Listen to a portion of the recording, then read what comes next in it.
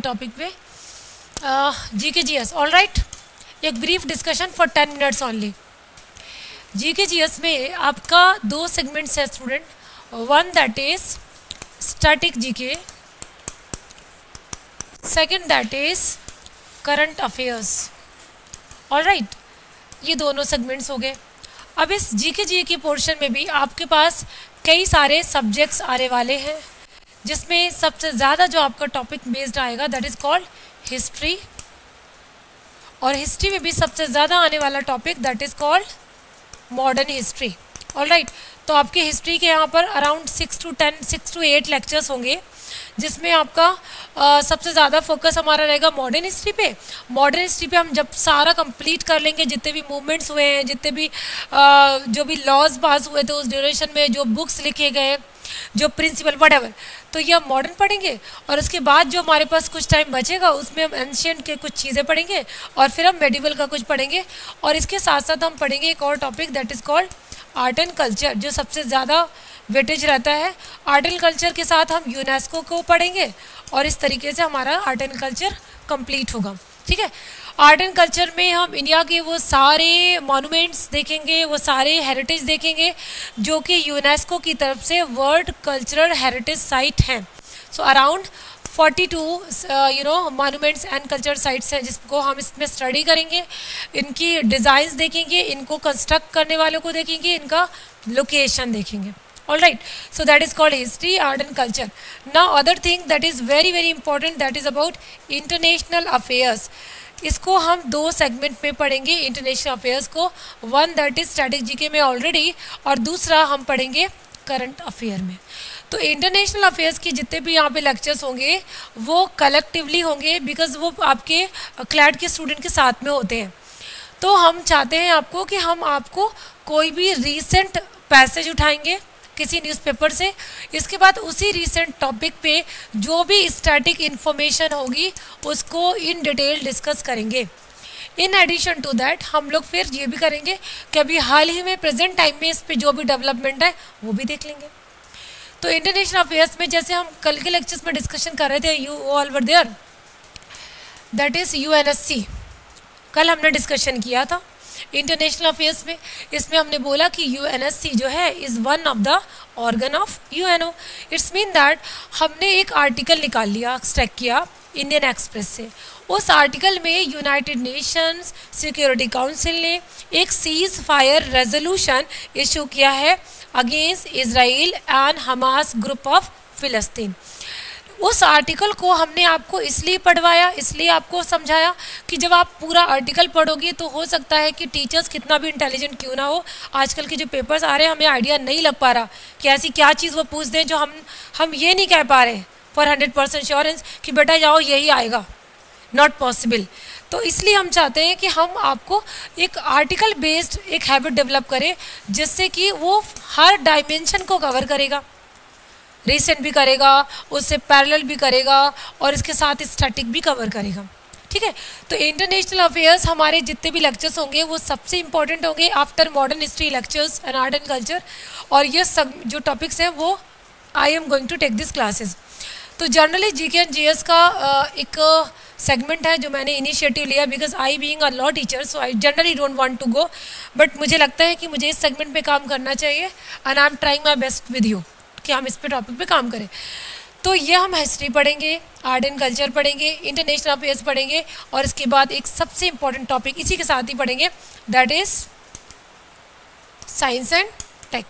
ठीक है, अब देखो साइंस एंड टेक भी सीयूईटी में 2 डायमेंशन में आता है।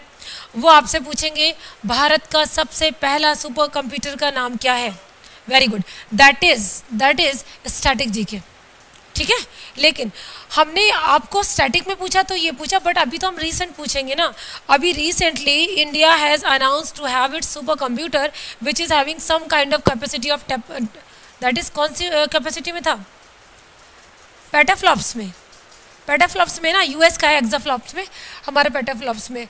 तो वो इंफॉर्मेशन करंट अफेयर का बेस बनी, जबकि स्टैटिक वहाँ पहुँचा। तो साइंस एंड टेक में रिसेंटली अभी प्रेजेंट टाइम में इसरो के हेड कौन है, डीआरडीओ के हेड कौन है, नासा में इस टाइम अभी रिसेंटली जो केस हुआ उसमें इंडिया का क्या रोल है। तो CUET का जो एग्ज़ाम होगा वो साइंस एंड टेक भी दोनों डायमेंशन में पूछेगा। All right, study now. अब आपने ये टॉपिक्स देख लिए, then we are going to cover other subject like geography. Geography बहुत लिमिटेड आता है स्टूडेंट, इसीलिए हम उस पर बहुत ज़्यादा इम्फेसाइज ना करके सिंपली हम उसका फिजिकल मैप का जो हमारा फिजिकल ज्योग्राफी है वो देखेंगे। नेचुरल में हम दो ही चीज़ें पढ़ते हैं, one that is rivers, dams, in brief as I said, बहुत एक्सप्लेन नहीं करने वाले। जो हम ज्योग्राफी में जो सबसे इम्पोर्टेंट चीज़ों में आएंगे वहाँ पर हम क्रॉप्स डिस्कस करेंगे, मिनरल्स डिस्कस करेंगे, लेकिन ये सारी चीज़ें हम आपके साथ डिस्कस करेंगे कंपैरेटिव फॉर्म में, इंडेक्स के फॉर्म में। जैसे पूरे वर्ल्ड में सबसे ज़्यादा वीट कहाँ पर होता है, so we will take a index and with this index we will go for 1, 2 and 3 top countries and then we will make a comparison. तो ये हमारा ये सेगमेंट भी हो जाएगा ज्योग्राफी में। तो हमने reverse, dams, tributaries, crops, minerals in brief पढ़ेंगे।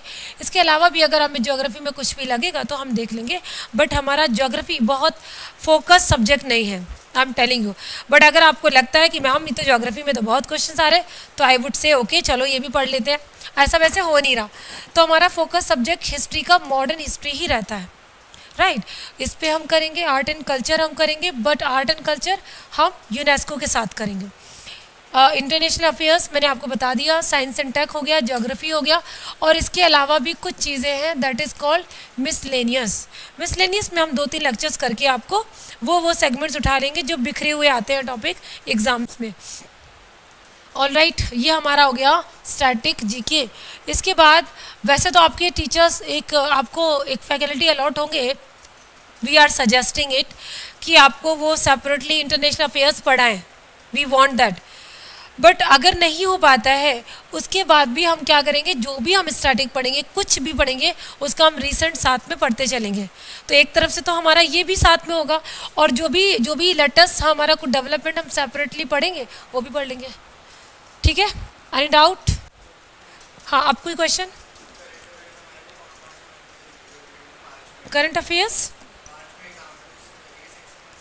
देखो करंट अफेयर्स तो बेटा आपका 1 ईयर पूरा आता है, आप इसको ये नहीं कह सकते कि हम बस 6 महीने का पढ़ के जाएंगे, हो जाएगा। पहले ड्यू बहुत इजी हुआ करता था, जब हम लोग सोचते थे कि हम लॉ करेंगे तो मुझे लगता है हमने ड्यू की प्रिपरेशन भी नहीं करा, हमें लगता था that we are good in studies, we can do that. अभी कंपटीशन यहाँ से यहाँ पहुँच गया है, बिकॉज जिनका नेशनल लॉ यूनिवर्सिटीज़ नहीं आता फिर वो सेंट्रल यूनिवर्सिटीज़ चले आते हैं, और ड्यू का रैंक 4 या 5th आया अभी रिसेंटली भी, है ना? कितना रैंक है ड्यू का? अब देखो हो गया ना करंट अफेयर।